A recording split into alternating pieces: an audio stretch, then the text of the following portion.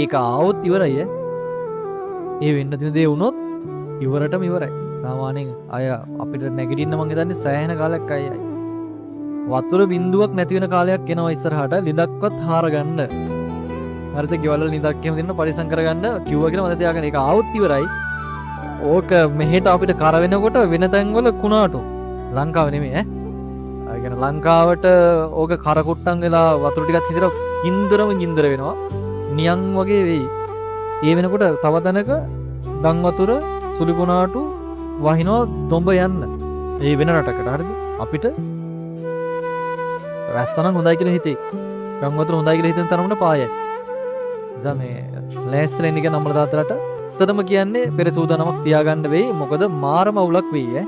ඒක පෙර නොවිරු විදිහ අවුලක් වෙයි. ඒක මිනිස්සුන්ට පුළුවන් නම් කියලා තියන්න. දෙසැම්බර් ජනවාරි පෙබරවාරි ඒක නතර වෙන්නෙත් නෑ. හොඳේ. සාමාන්‍ය ඒක කන්ටිනියු වෙනවා සෑහෙන බර කාලයක්. නේද? සීතලට ගුලි වෙන්න හරි පුළුවන්. ගින්දරක් හරි පත්තු කරගන්න. නේද? අරගෙන මොකද කරන්නේ? කුඹුර ඩක්පත් කරන්න වතුර නැති වෙනවනේ. අන්න ටික කරන්න වතුර නැති වෙනවනේ. වැවුට ගිහින් දෙනවා.